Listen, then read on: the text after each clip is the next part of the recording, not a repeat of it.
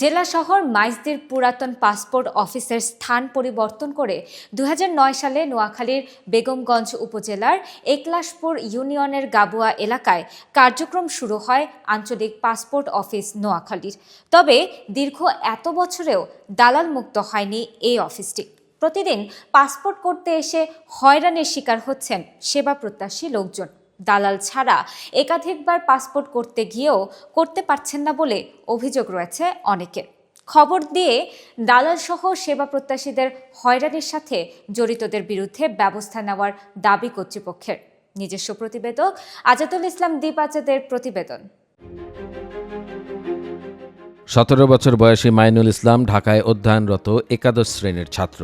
পূর্বে আঞ্চলিক passport office Noakhali থেকে করা পাসপোর্টের মেয়াদ শেষ হওয়ার কারণে সেটি নবায়ন করতে পুনরায় নোয়াখালী আঞ্চলিক পাসপোর্ট অফিসে আসেন তিনি।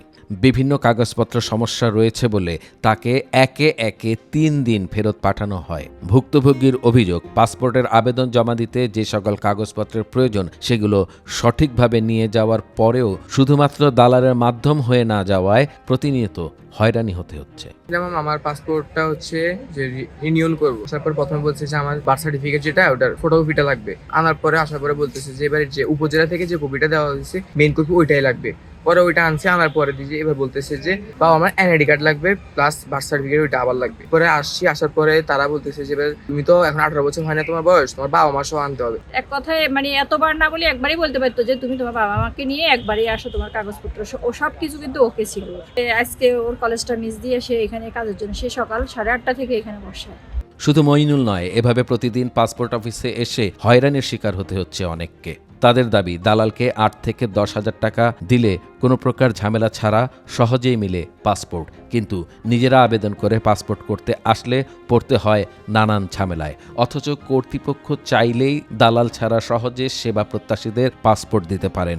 এসব হয়রানির বিরুদ্ধে আইনগত ব্যবস্থা নেওয়ার দাবি পাসপোর্ট প্রত্যাশীদের। এখানে করলে আমরা যদি বিকাশ থেকে পেমেন্ট করি বা অন্য কিছু থেকে পেমেন্ট করি তাহলে আমরা হয়রানির শিকার হই। তাই জন্য আমরা বাধ্য হয়ে দালালের কাছে যেতে বাধ্য হয়েছি। লাগছে 8,500 কিন্তু ফাস্টফুডের আছে 6,000 কত টাকা, আর নিজে করলে তোমার এটা বল এটা কোন ধরনের নিয়ম। ওরা আমাকে প্রথম বলছে যদি আপনি 1 মাসের জন্য নেন তাহলে আপনার 7,500 টাকা, যদি ইমার্জেন্সি নেন তাহলে যে 10,000 টাকা।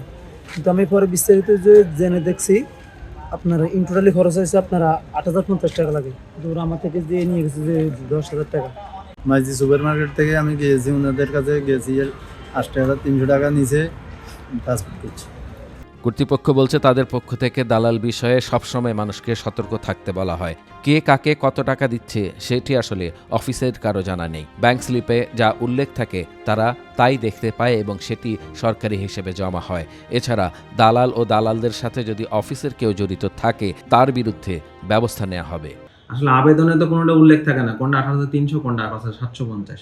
এমন ব্যক্তির কাছে যদি জিজ্ঞাসা করা যায়, কেউ হয়তো সরল মনে বলে 18,300, সেক্ষেত্রে আমি কিছু ধরছিও এরকম। তাদেরকে আমি কাকে দিয়েছে টাকা, তারা আবার ব্যাংকে টাকা দেয় না, বিভিন্ন এজেন্টের কাছে টাকা দেয়। তাদেরকে আমি বলেছি সেই এজেন্টকে ফোন নাম্বার দেন, তাদের বিরুদ্ধে আমি লিখিত অভিযোগ দেন। তারা আবার লিখিত অভিযোগে অনেকে আগাইতে চায় না, অনেকে আগাইতে চায়। এরকম কিছু অভিযোগ নিয়ে আমি ফরওয়ার্ড করছি অলরেডি। স্টাফের মধ্যে কেউ মনে করেন ইচ্ছাকৃতভাবে এটা করতেছে, তার বিরুদ্ধে যদি আমার কাছে অভিযোগ দেয় আমি অভিযোগ আবেদন নেবো, আমার কর্তৃপক্ষকে জানাবো, বা আমার আন্ডারে যেটুকু আমার শাস্তিমূলক তাকে সেই থেকে সরায় অন্য টেক্সে দেওয়া সেটুকু আমি ব্যবস্থা করবো।